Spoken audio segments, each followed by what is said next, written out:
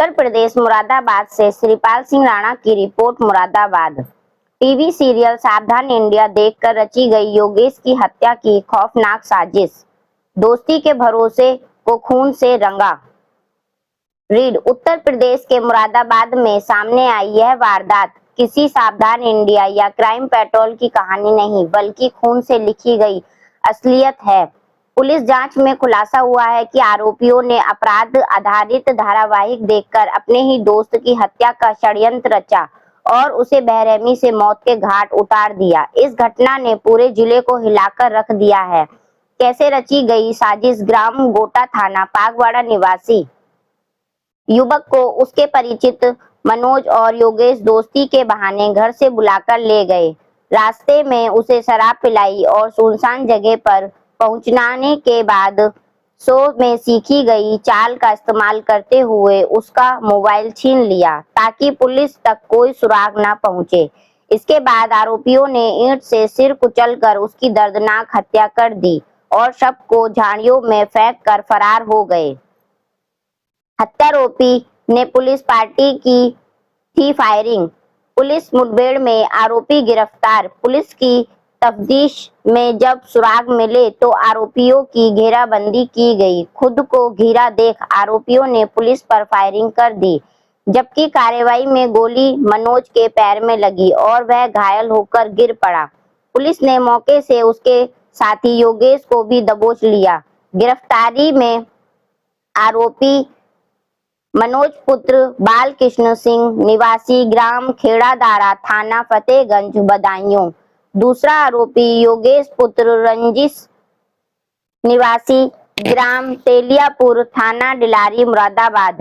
बरामदगी एक अवैध तमंचा, 315 बोर, 4 जिंदा कारतूस, 1 खोखा कारतूस, एक TVS sports motorcycle, 1 mobile phone और 1 सिम कार्ड। गहरी साजिश का पर्दाफाश। एसएसपी सतपाल अंतिल ने प्रेस वार्ता में बताया कि 17-18 सितंबर की रात थाना पागवाड़ा क्षेत्र में यह हत्या हुई थी। परिजनों की तहरीर पर 3 नामजद आरोपियों के खिलाफ मुकदमा दर्ज हुआ। पुलिस की जांच में हत्या का सच आया सामने।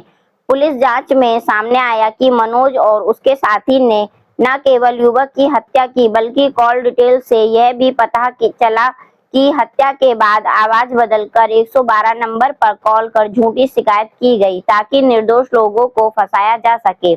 मनोज का आपराधिक इतिहास भी सामने आया है। उसके खिलाफ आधा दर्जन से ज्यादा मुकदमे दर्ज हैं, जिसमें हत्या के गंभीर मामले शामिल हैं। पुलिस ने इस सफल ऑपरेशन के लिए अपनी टीम को 25,000 रुपए का इनाम दिया है। इलाके में दहशत। इस वारदात ने ग्रामीणों के दिलों में खौफ भर दिया है। लोग कह रहे हैं कि अब अपराधी टीवी सीरियल देखकर अपराध करना सीख रहे हैं, जो समाज के लिए बड़ा खतरा है। जिस दोस्त पर भरोसा किया गया, उसी ने विश्वासघात कर मौत का खौफनाक खेल रचा। White Satpal Antil, SSP Moradabad. मारना ये सब प्लानिंग फिर बनानी क्यों पड़ गई? कोई तो वजह होगी ना। वो तो उसे बताए, उससे पूछ रहा हूँ। अच्छा, ये बताओ आप कि जो ये मनोज है, इसको आपने क्या मतलब कहीं मुलाकात हुई थी, कैसे करके क्या? नहीं, हमारी इसकी मुलाकात नहीं हुई थी। हमारे गांव में आ करता था तो इसलिए। गांव में आता था?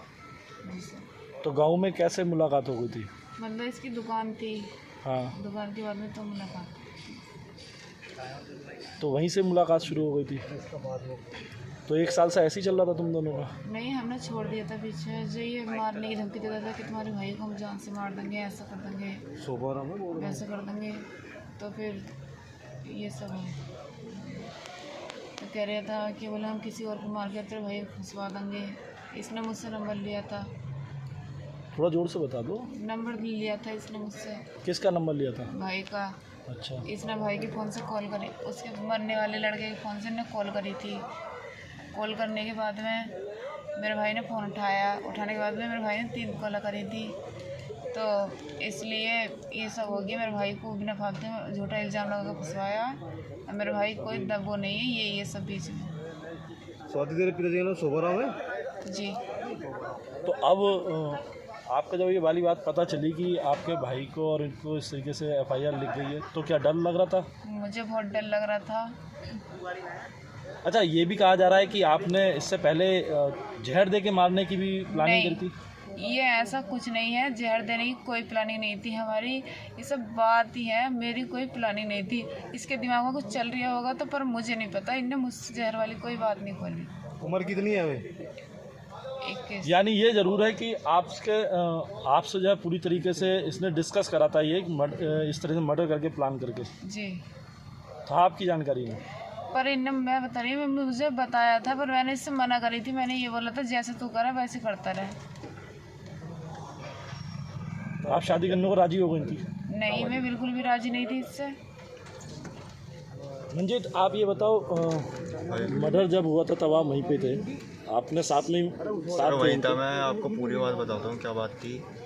सर जो मनोज ने मुझे बताया कि स्वाति की और मेरी मर्जी चल रही है। स्वाति की चाह रही थी कि वो मुझसे शादी करना चाहते, पर उसके घर वाले नहीं मान रहे और वो भागना भी नहीं चाहती कि बाप की इज्जत खराब होगी। तो स्वाति ने कहा था कि एक मिनट पुलिस आती है, उन सब से इन लोगों ने इस घटना को कारित करने में इनपुट्स लिए।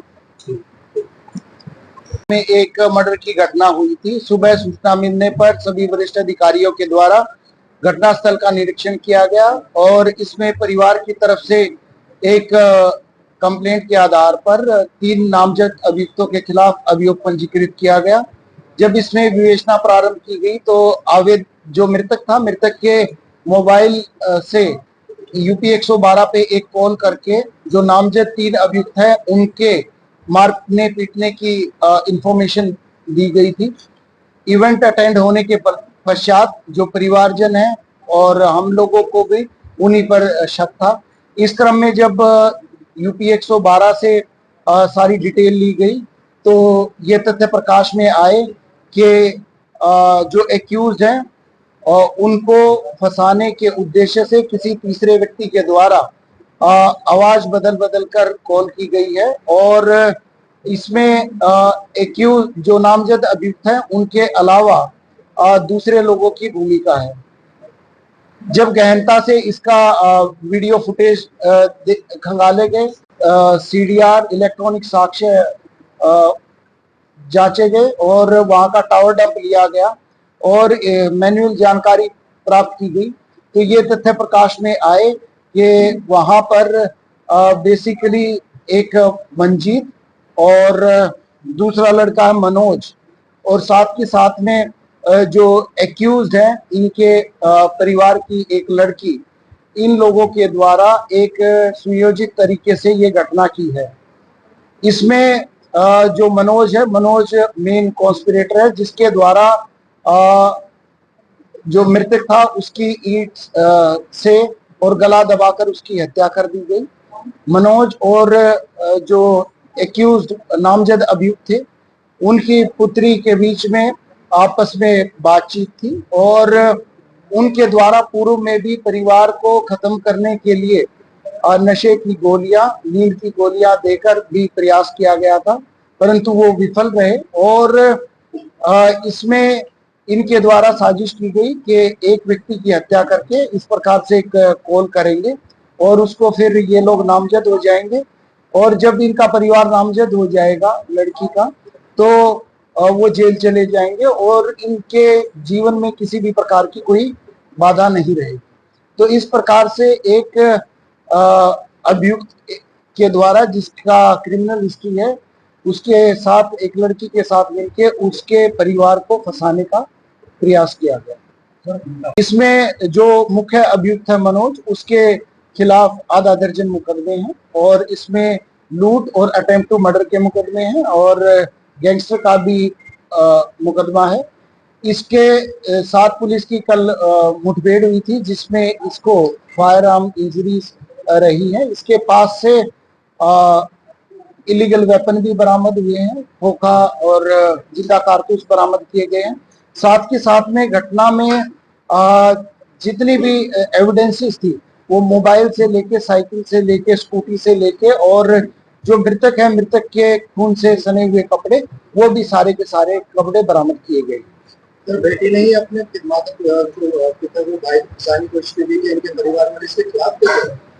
देखिए, उस पुत्री के द्वारा अपने परिवार को रास्ते से हटाने के उद्देश्य से अपने एक पुरुष मित्र के साथ मिलकर इस प्रकार की घटना को अंजाम दिया है और इन्होंने पूर्व में भी इस प्रकार की कोशिश की थी। ऑफ लेट इनके घर वालों को भी इस चीज का आइडिया लग गया।